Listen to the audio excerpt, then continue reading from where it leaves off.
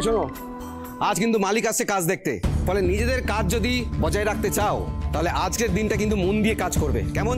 মালিক যদি দেখে কেউ কাজে ফাঁকি দিচ্ছ তাহলে কিন্তু তার চাকরি আর থাকবে না, বুঝেছ?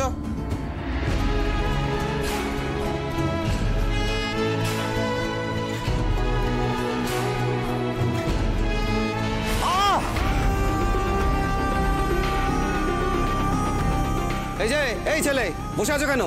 বসে থাকার জন্য কাজ করতে আসো? হ্যাঁ, ওঠো ওঠো ওঠো। আসলে বসেছিলে কেন? আসলে পায়ের উপরে বস্তা পড়ে গেছিল তো। ব্যথা পেয়েছো তো? এখন নিশ্চয়ই কমে গেছে। নাও কাজে হাত লাগাও, মালিক যে কোনো মুহূর্তে চলে আসতে পারে। কে মালিক? যা বাবা, এতদিন ধরে কাজ করছে আর মালিককে জানো না? প্রমোটার মিস্টার দত্ত, বুঝেছো? যাও কাজ লাগাও, হাত লাগাও, হাত লাগাও। শুনুন না, আমি আমি বড় বিপদে পড়ে এসেছি, আমাকে একটু সাহায্য করবেন? কি সাহায্য বলুন? আমার জেঠিমা বীণাপানি বসু যখন ভর্তি ছিলেন তখন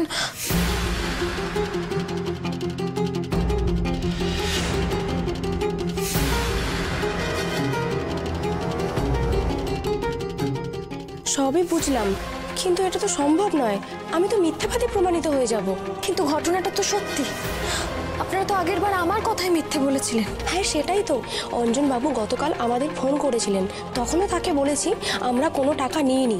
এখন যদি আবার অন্য কথা বলি, উনি তো আমাদের ভুল বুঝবেন, দ্বিতীয়ত আমাদের মিথ্যাবাদী ভাববেন। আমি আপনার কাছে হাত জোড় করে বলছি, আমাকে সাহায্য করুন দয়া করে। প্লিজ ম্যাডাম, আমাদের অনেক কাজ আছে, আপনি আর বিরক্ত করবেন না, আপনি এখন এখান থেকে যান।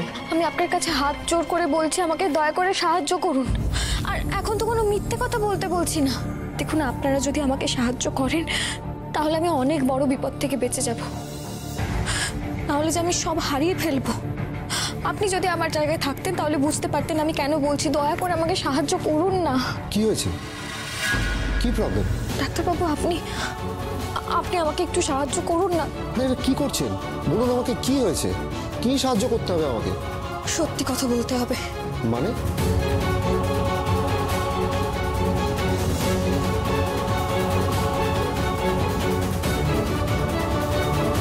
উনি সত্যি বিপদে পড়েছেন বলে এভাবে অনুরোধ করছেন, ওনাকে সাহায্য করো। ঠিক আছে ডাক্তারবাবু, অনেক ধন্যবাদ আপনাকে। আসুন।